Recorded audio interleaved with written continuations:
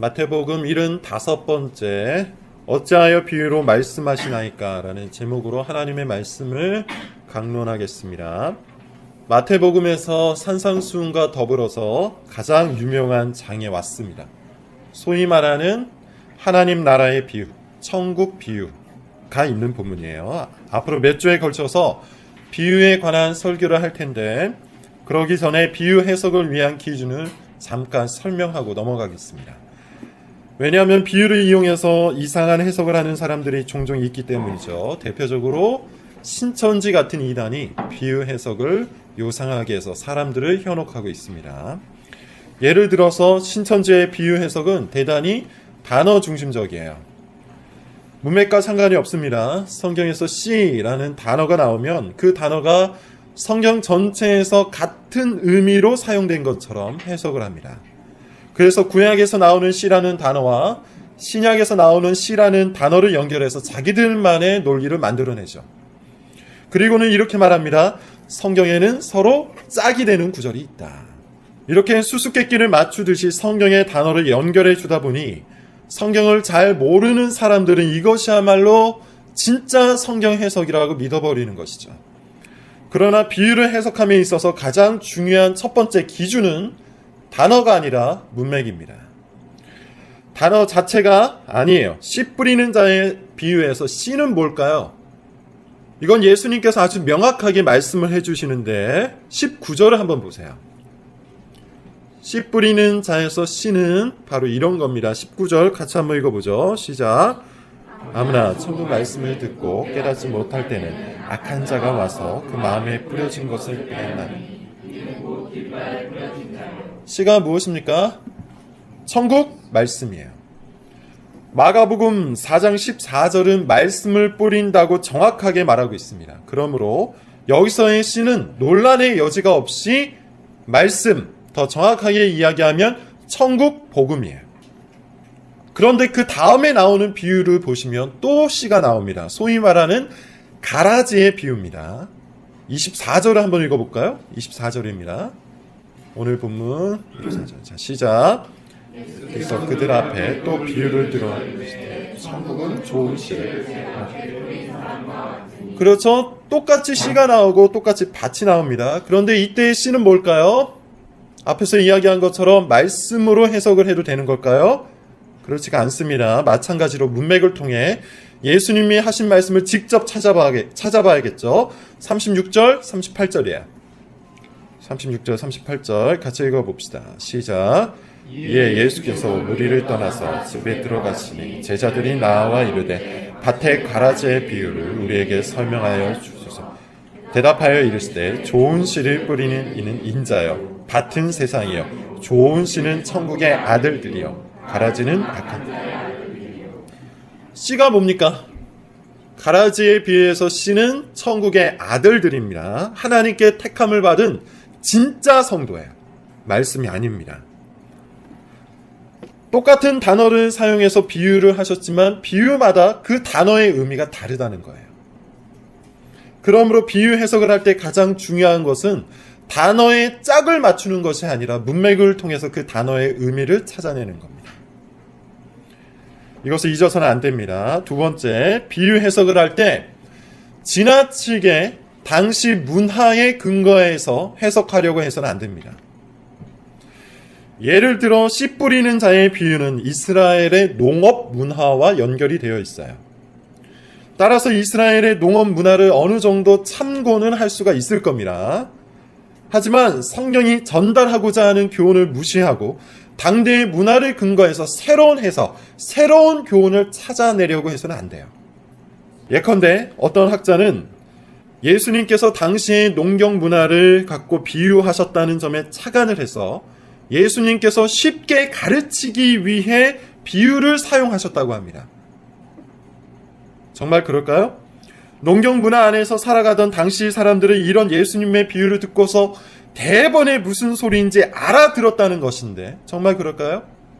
이 학자는 이것을 근거로 해서 오늘날의 설교도 지금 시대의 문화를 이용해서 사람들이 알아듣기 쉽게 가르쳐야 한다고 주장을 해요. 그런데 이것은 성경 교훈에서 벗어난 해석입니다. 자, 예수님께서 비유로 말씀하신 이유가 있어요. 한번 찾아보죠. 오늘 본문 10절 11절입니다. 10절 11절. 자, 시작. 제자들이 예수께 나와 대답하여 이르시되 뒤에서 더 자세하게 말씀을 드리겠지만 일단 간단히 한번 보자면 왜 비유로 말씀하신 것이죠? 쉽게 가르치기 위해 당대의 문화를 활용하신 겁니까? 아닙니다. 오히려 그 반대예요. 아무에게나 천국의 비밀을 알리지 않기 위해 비유를 사용하신 거예요. 이것이 성경의 교훈이에요. 문화 해석에 지나치게 집착해서 그것을 근거로 성경 교훈을 놓쳐서는 안 된다는 겁니다. 세 번째, 비유 해석을 할 때 단어 하나하나의 의미를 찾을 필요는 없어요. 대신에 그 비유가 전체적으로 전하려고 하는 교훈을 찾아야 합니다. 단어에 집착하는 해석은 주로 중세 로마 교회에서 많이 시도가 되었는데 심지어 탁월한 신학자로 알려져 있었던 어거스틴조차도 이런 해석을 즐겨 했어요. 소위 말하는 알레고리적 해석이에요. 대표적인 것이 선한 사마리아인 비유인데요. 이렇게 해석을 합니다. 여행자가 아담이다. 예루살렘은 천국이다. 여리고는 멸망당할 세상이다. 강도는 마귀이고 제사장과 레위인은 구약의 사역자들이며 선한 사마리아인은 그리스도이고 여관은 교회다. 그리고 여관에 맡겼다는 두 데나리오는 하나님 사랑과 이웃 사랑이라는 두 개의 계명, 두 돌판이다. 이렇게 해석을 합니다. 중세교회 해석이에요. 아무런 근거가 없습니다. 여러분, 세 가지를 말했죠. 비유를 해석할 때 가장 중요한 것은 문맥이에요. 문맥 안에서 먼저 비유의 의미를 찾아야 하는데 먼저는 예수님께서 이 비유를 어떻게 해석했는지를 먼저 찾아야 합니다. 그리고 둘째는 다른 성경에서는 이 비유를 어떻게 해석했는지를 찾아야 돼요. 그리고 성경의 교훈을 더욱 뚜렷이 드러내기 위한 수단으로 당시 문화를 연구할 수는 있지만 당시 문화를 근거로 해서 새로운 해석과 새로운 교훈을 찾아내서는 안 돼요. 무엇보다 비유 해석에 있어서 개별적인 단어의 의미를 찾는 것에 집착하는 것은 아주 위험한 해석 방법입니다. 비유를 통해서 전달되는 전체적인 교훈에 주목하는 것이 올바른 해석 방법이에요. 이 정도로 하고 이제 본격적으로 본문을 한번 살펴보도록 하죠. 자, 1절, 2절을 한번 읽어봅시다. 오늘 본문 1절, 2절. 자, 시작. 큰 무리가 그에게로 모여들 것을 예수께서 배에 올라가 앉으시고 온 무리는 회당에 서 있더니. 특별히 그날이라는 단어에 집중을 해야 합니다. 그날이 언제일까요? 바리새인과 논쟁을 벌인 날이에요.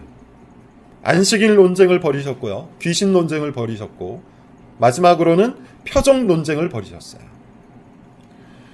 그날이 아직도 안 끝난 겁니다. 여기서 우리는 자연스럽게 이 비유들이 지금까지의 논쟁과 연결되었다는 것을 알 수가 있죠. 이 논쟁의 핵심이 뭐였습니까? 백성들에게 수고하고 무거운 짐을 지우는 바리새인 일당과 참된 안식을 선포하시는 예수님의 공동체 사이에서 여전히 갈팡질팡하고 있는 백성들에게 진정한 믿음이 무엇인지를 알리시는 것, 그것이 이 논쟁의 목적이었어요.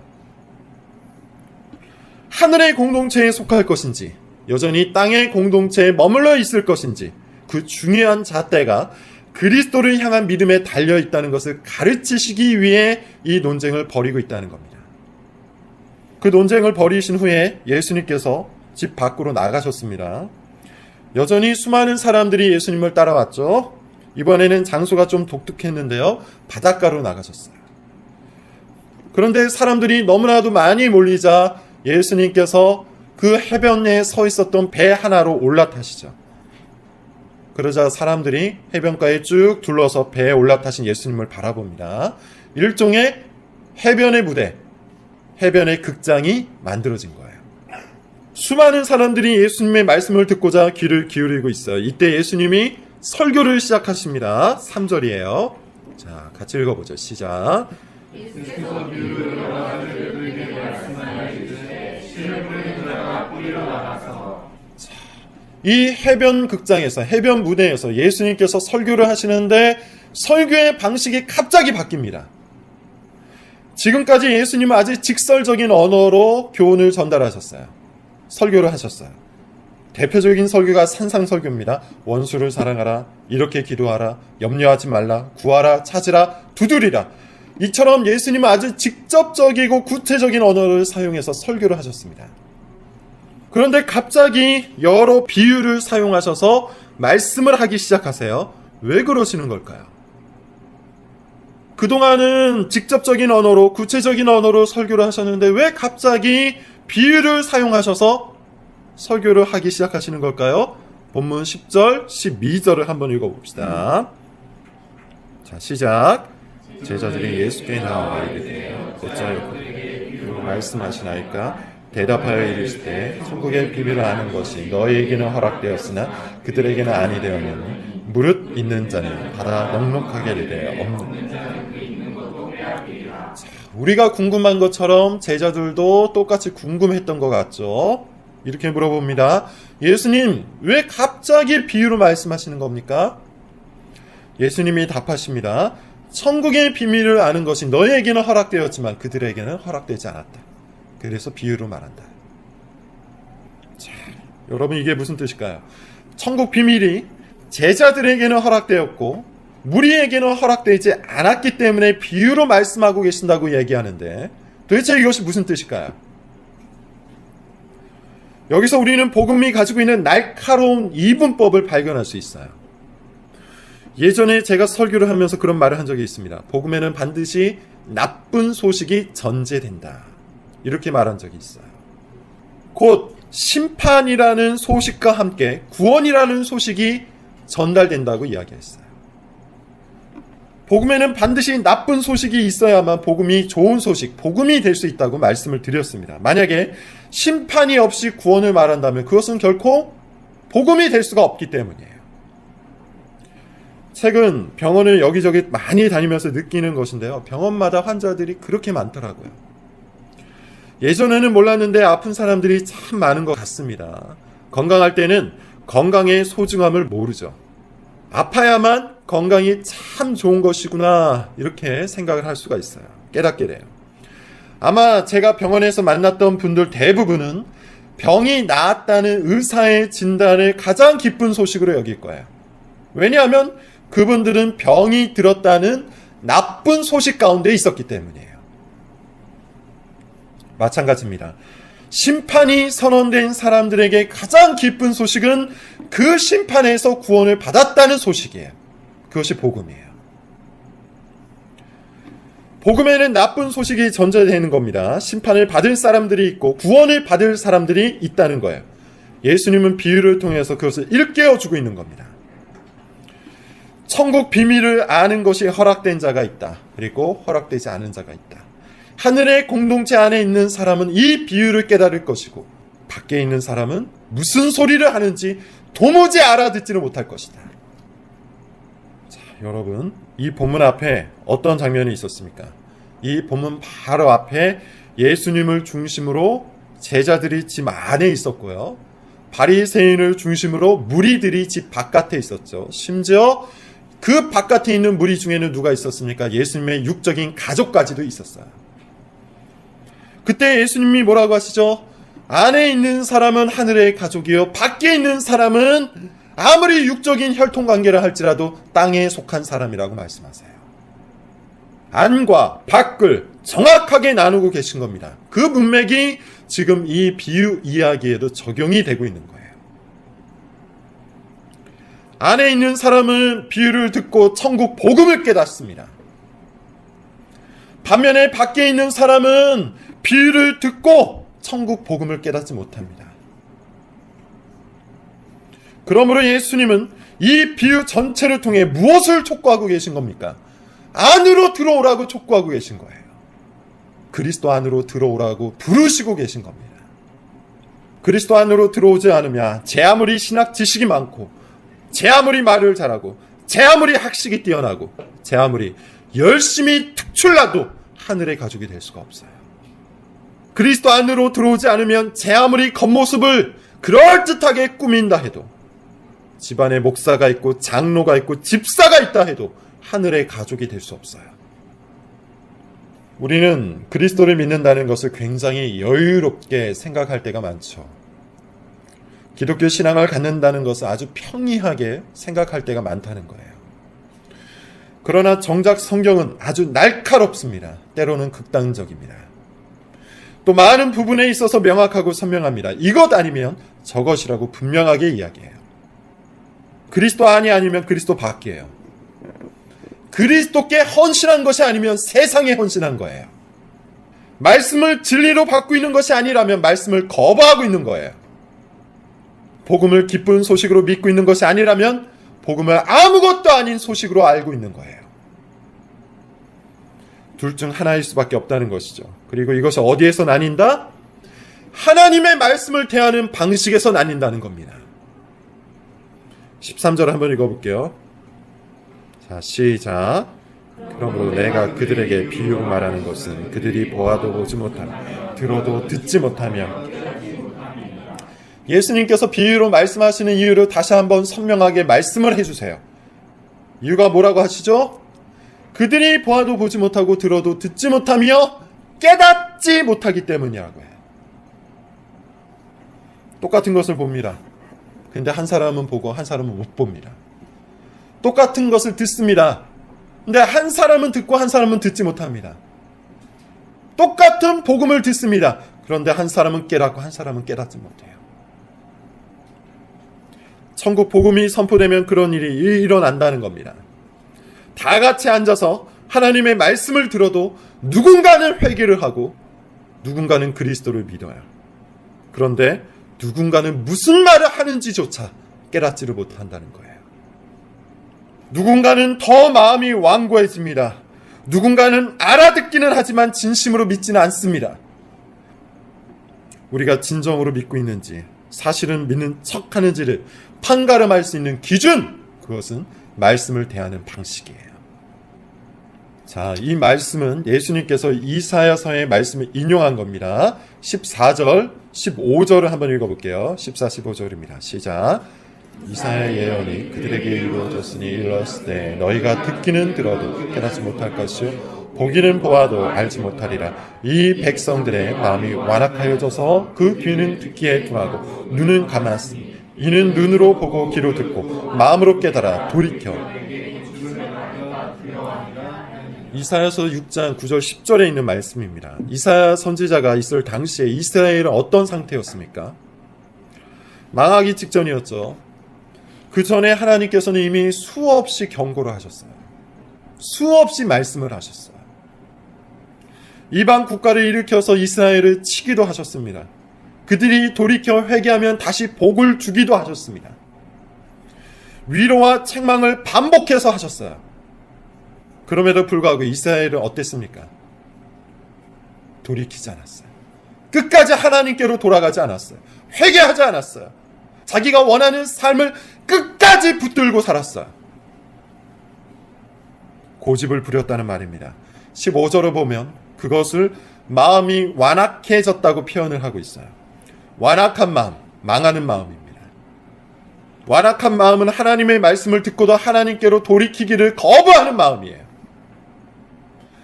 완악한 마음은 하나님의 위로와 책망을 받고도 자기 뜻대로 사는 것이 맞다고 근거 없는 확신을 붙들고 사는 마음이에요. 결국 하나님께서 그들을 심판하시는데 그 심판의 시작이 뭡니까? 보고도 보지 못하게 하세요. 듣고도 듣지 못하게 하세요. 이유가 뭐죠? 혹시라도 회개하여 고침을 받을까? 두렵기 때문에 그렇게 하셨다고요. 여러분, 이 말만큼 무서운 말이 없습니다. 회개의 문을 닫아버리시겠다는 거예요. 하나님은 원래 회개하기만 하면 받아주시는 분이에요. 회개하기만 하면 누구든지 용서해 주시는 분이에요. 그런데 회개하지 못하도록 눈과 귀를 막아버리시겠다는 겁니다. 얼마나 무섭습니까? 완고한 사람, 고집스러운 사람, 완악한 자들에게 내리는 벌입니다. 이쯤에서 우리는 다시 한번 전체 문맥과 연결해서 오늘 본문의 교훈을 생각해 보도록 하죠. 지금 예수님은 이것을 누구에게 말씀하고 계십니까? 바리새인과의 논쟁을 계속해서 지켜보고 있었던 구경꾼들에게 말씀하고 계세요. 이 비유를 구경꾼들에게 말씀하고 계신 거예요. 구경꾼들은 이 논쟁이 아주 흥미로웠을 거예요. 옆에 서서 훈수 두는 사람도 있었을 것이고, 신학적인 논쟁을 즐기는 사람도 있었을 것이고, 바리새인과 예수님 중간 입장을 택하는 양비론자들도 있었을 거예요. 예수님께 호감을 느끼기는 하지만 예수님 말씀을 듣고 전면적인 회개를 하거나 그분께로 삶을 돌이키지 않는 사람들이 아주 많았을 거라는 거예요. 여전히 그리스도 밖에 서서 하늘의 공동체에 합류하지 않은 사람들이 대다수였다는 겁니다. 그리스도 밖에 서서 구경만 하고 있는 그들에게 예수님은 이사야 시대의 영적 상태를 말씀하시면서 그때나 지금이나 똑같이 심판과 복음이라는 두 갈래길이 있다는 것을 알려주고 계신 거예요. 말씀을 듣고 회개한다면 하나님의 복이 있습니다. 말씀을 듣고도 모른 채 한다면 하나님의 진노, 심판이 있습니다. 마음이 부드러운 사람은 구원을 받을 것입니다. 반면에 마음이 완고한 사람은 심판을 받을 겁니다. 그 사람에게는 회개의 문조차 닫힐 겁니다. 16절, 17절을 보세요. 같이 한번 읽어볼게요. 자, 시작. 그러나 너희는 봄으로 너희 귀는 들음으로 복이 있도다. 내가 진실로 너희에게 이르노니 많은 선지자와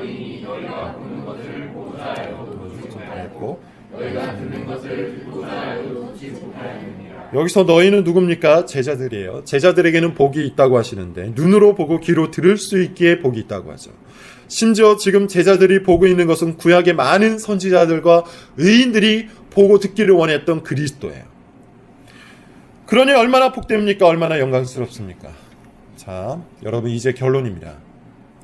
이스라엘 시대에 이스라엘 백성들 앞에 있었던 복음과 저주가 예수님 시대에 있었고 지금 우리 시대에도 동일하게 있어요. 지금 우리 앞에도 복음이 있고 심판이 있다는 겁니다. 그것을 나누는 기준도 동일해요. 그리스도 안에 있는 사람은 하늘의 가족이고 그리스도 밖에 있는 사람은 땅에 속한 사람들이에요. 그리스도 안에 있는 사람은 말씀을 보고 말씀을 듣습니다. 그리스도 밖에 있는 사람은 말씀을 보고도 깨닫지 못합니다. 말씀을 듣고도 이해하지 못합니다. 무슨 소리를 하는지 알아먹지를 못합니다. 변화되지 않습니다. 열매가 없습니다. 반면 그리스도의 제자는 그리스도께 헌신을 합니다. 반면 구경꾼들은 예수님의 말씀만 재밌게 듣습니다. 그렇다면 여러분, 지금 여러분은 누굽니까? 그리스도의 제자입니까? 여러분의 삶에 그리스도께 헌신된 모습이 있습니까? 아니면 구경꾼입니까? 구경꾼은 예수님의 말씀을 좋아하고 교회 생활도 좋아해요. 하지만 절대로 그리스도께 헌신하지 않아요. 헌신한 척은 합니다. 하지만 마음과 삶을 다해서 헌신하지 않아요. 또 여러분은 누굽니까? 그리스도 안에 있는 사람입니까? 말씀을 듣고 회개하기를 기뻐하는 사람입니까? 말씀을 듣고 감격하고 사는 사람입니까? 말씀을 듣고 그리스도를 믿는 믿음 안에서 살고 있습니까? 아니면 그리스도 밖에 있습니까? 그리스도 밖에 있는 사람에게는 말씀이 그 사람의 삶에 아무런 열매도 만들어내지 못합니다. 말씀을 깨닫지 못합니다. 말씀을 듣기는 합니다. 그러나 듣지 않아요. 마음으로 듣지 않아요. 마음으로 듣지 않기 때문에 삶으로 나오지 않습니다. 열매가 없습니다. 말씀을 읽기는 합니다. 호기심을 갖고 지적인 욕망을 충족하기 위해 읽습니다. 하지만 깨닫지 못해요. 마음을 변화시키지 못해요. 여전히 교만합니다. 여전히 탐욕스럽습니다. 여전히 이기적입니다. 그리스도 밖에 있는 사람은 겉으로는 비슷할지 몰라도 사실은 유사 그리스도인일 뿐이에요. 자, 그렇다면 다시 한번 물어보죠. 여러분은 누굽니까? 제자입니까? 구경꾼입니까? 그리스도 안에 있습니까? 밖에 있습니까? 말씀을 사모합니까? 아니면 억지로 말씀을 대하고 있습니까? 오늘 본문은 우리를 다소 두렵게 만들죠. 그것이 오늘 본문의 목적이기 때문이에요. 예수님은 비유로 말씀하시는 이유를 설명하면서 널널하게 그저 호감을 갖고 구경만 하고 있는 무리들에게 경고를 하세요. 하나님께서 회개의 문을 닫아버릴 수도 있다는 사실을 그들에게 역사를 통해 지적하고 계세요. 왜 이렇게 하시는 것이죠? 듣는 사람들을 두렵게 만드는 것, 그것 자체가 목적일까요? 공포에 떠는 사람들을 보고 즐기고 계신 걸까요? 아닙니다. 그런 일이 일어나기 전에 돌이키라는 거예요. 완고한 마음을 품고 여전히 말씀을 허투루 대하는 사람들은 속히 돌이키라고 경고하시는 겁니다. 말씀을 듣고 회개하여 그리스도 안으로 들어오기만 하면 복을 주시겠다고 초청하시는 거예요. 여러분, 지금 여러분은 어떤 상태입니까? 만약에 완고한 상태라면 지금 이 설교도 전혀 깨닫지 못할 거예요. 여러분 마음을 변화시키지 못할 거예요. 그러나 성령께서 그 마음에 역사하셔서 조금이라도 이 설교를 듣고 회개하고 싶은 마음이 들었다면 즉시 그 마음에 반응하십시오. 주님 앞에 조용히 나아가 자기 죄를 자복하고 하나님의 용서를 구하십시오. 그리스도께서 날 죽으셨다는 사실을 강하게 붙들고 은혜의 보좌 앞에 담대히 나아가십시오. 하나님은 말씀을 듣고 회개하는 자들을 기뻐하십니다. 회개하는 자들에게 복을 주고자 기다리고 계십니다. 이 하나님을 믿으시기 바랍니다. 마지막으로 12절을 읽고 마칩니다. 12절입니다. 자, 시작. 무릇 있는 자는 받아 넉넉하게 말씀을 듣고 회개하는 자에게는 복에 복이 넘칩니다. 반면에 완고해서 끝까지 버티는 자에게는 심판이 넘칩니다. 성경이 전하는 이 선명한 복음을 듣고 깨닫게 만드시는 성령의 역사가 여러분의 심령 안에서 일어나기를 바랍니다.